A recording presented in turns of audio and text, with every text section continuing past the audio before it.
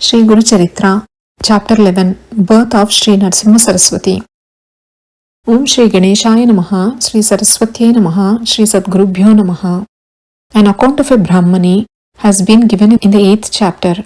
She was worshipping Shri Shankar devotedly in the evening on Shani Pradosh, 12th day of a fortnight falling on Saturday.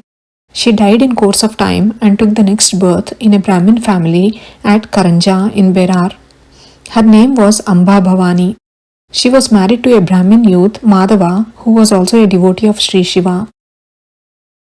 As per her nature of the previous birth, Amba Bhavani worshipped Sri Shiva along with her husband devotedly. She became pregnant when she was 16 years old. Customary ceremonies were performed in the 3rd and 5th months. She used to have good desires. She advised people with high principles. Filling of oti and semanti was also observed. After completing 9 months, a son was born to her. The baby uttered Om from the very birth. People wondered to see this. The astrologers foretold, he will be a great ascetic and Jagadguru. He will not marry, but will be known and revered all over the earth. Being an incarnation of God, he will wipe off all your miseries and fulfill your desires. The parents of the child were very much pleased to hear this, and they gave money and clothes to the Brahmins. In order that the baby may not suffer from the evil eye of any person, lemon and salt were waved on him and thrown away. He was named Saligramadev, but his pet name was Narahari. He was later publicly known as Narasimha Saraswati. One day, Amba told her husband that there was not sufficient milk in her breast for their baby. So let us have a feeding nurse or a sheep. Hearing this, the baby smiled and just touched the right pap of its mother. Immediately milk sprang out in 32 teats and her clothes became wet. Knowing thus that the baby was an incarnation of God, the parents bowed to him. The mother put the baby in a cradle and sang lullaby songs, but the baby would prefer to lay down on the floor and play cheerfully. The child became 1 year old, but it did not utter any other words except Om. The parents were anxious to see that the child speaks other words also. As days passed on, they were afraid of him being dumb. Some would say he has all the knowledge, but purposely he did not speak. The child became 7 years old.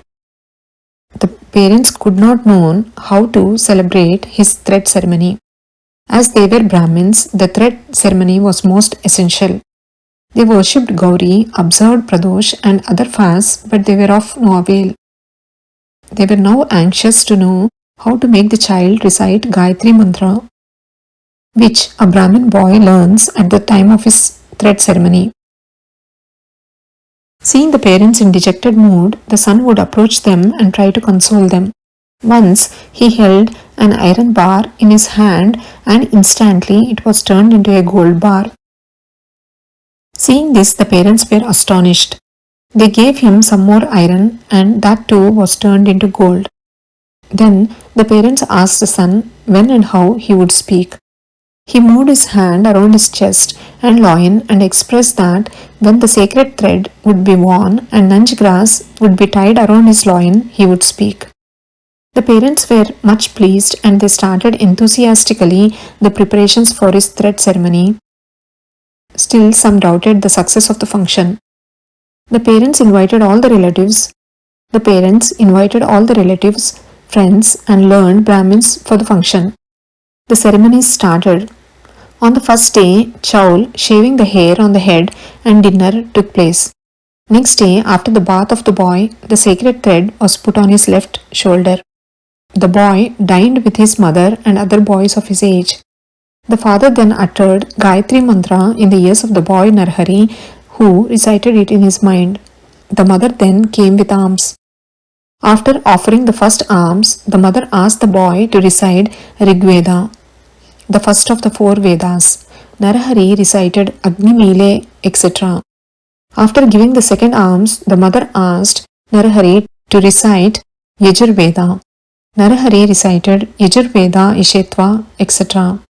After the third alms, Narahari recited Agna Ayahi, from Samaveda, the third Veda. Thus people realized that Narahari had the knowledge of all the Vedas and they all bowed to him with reverence. Narahari then said to his mother, "You have asked me to beg for alms. I would therefore live on begging. So allow me to go to visit the holy places." Hearing this, the parents were much aggrieved. The mother fell on the ground senseless. After recovering, she said, "We expected that you would take our care. So far, due to our misfortune, you were not speaking. Now, seeing that you can speak, we are much delighted and we think that our devotion to God has been fruitful. But now you are talking of leaving us and this makes us very uneasy." Narahari: "You need not be sorry. You shall have 4 sons and they will look after you very obediently." So saying, he placed his palm over her head.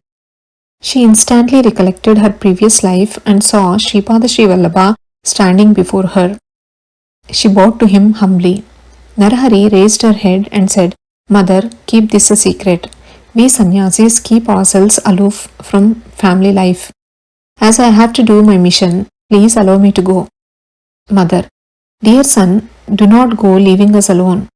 No religion asks one to be an ascetic in such a tender age. You should have brahmacharyashram for 12 years. The second is grihasthashram. Grihasthashram, the most important in all the 4 ashrams. After going through the 3rd ashram, vanaprastha ashram, one becomes liable for the 4th ashram, that is sannyasa ashram. So say the Shastras. So study Vedas in the brahmacharyashram. Later on, get yourself married and have the pleasures of the family life. Then perform sacrifices and thereafter become a sannyasi. But it is not desirable to be a sannyasi in the childhood." Om Shri Dattaya Gurave Namaha.